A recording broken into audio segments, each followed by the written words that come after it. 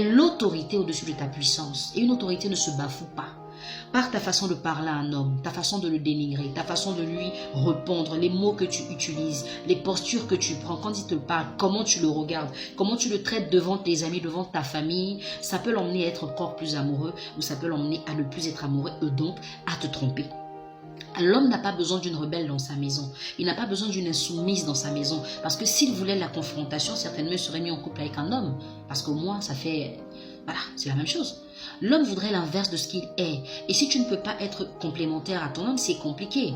D'accord? Il faut que tu saches, chérie, que tu peux dire à un homme, tu es un con dans le lit, il va te faire un câlin. Mais si tu lui dis la même chose devant ses potes, il va te casser la figure. Et il a raison. Il faut savoir parler à l'homme. La langue de la femme, elle peut la détruire comme la valoriser. Et si tu ne sais pas utiliser ta langue, chérie, tu vas perdre ton mari. Tu vas le perdre très rapidement. Et je te dis, c'est un argument valable pour te tromper. Parce que l'homme qui se sent ridicule, écoutez, on parle toujours de la violence faite aux femmes, mais on parle rarement de la violence faite aux hommes, parce que cette violence, elle est verbale. C'est vrai qu'elle ne laisse pas des traces sur le corps, mais elle laisse des traces sur l'âme et dans le cœur. Et ça, c'est encore plus difficile à soigner.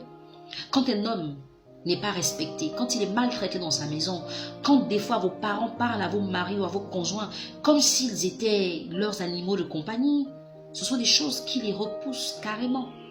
Et puis je veux comprendre, cette vague d'insoumission dans les couples, elle est due à quoi? Peut-être parce qu'on parle aujourd'hui d'égalité des sexes. Mais les filles, l'égalité des sexes, ce n'est pas l'impolitesse. C'est la possibilité qui vous est donnée de faire les choses aussi bien que les hommes font pour être épanouis. Ce n'est pas une rébellion, ce n'est pas une démonstration de puissance. Et puis entre nous, quand vous vous rébellez devant un homme, ça porte quoi comme fruit? Un homme qui vous déshabille, qui vous met dans des postures ridicules. Parce que pendant l'acte sexuel, la femme elle est très ridicule. Toutes les positions que vous prenez, c'est l'homme qui vous les intime. Mais en plus, ils n'ont jusqu'à toucher 2-3 parties de votre corps et puis vous devenez comme des moutons entre leurs bras. Et pourquoi quand on a fini tout ça, il faut venir maintenant se rebeller, avoir des allures guindées, être imbu de sa personne, parler à son homme comme si on parlait à un adversaire. Écoutez les filles, les hommes et les femmes sont complémentaires. Tant que vous n'aurez pas compris ça, vous aurez toujours des problèmes dans vos relations. Et puis, la tendresse, c'est quelque chose qui doit être naturel chez la femme. Quand la femme parle à son homme, il doit sentir une différence. Une femme ne peut pas parler à un homme comme un ami parle à son camarade, quoi.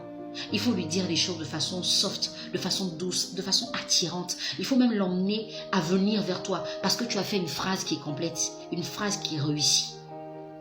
Mais tu ne peux pas être vulgaire, agressive, tu ne peux pas être dure et téméraire et puis vouloir séduire un homme. Non.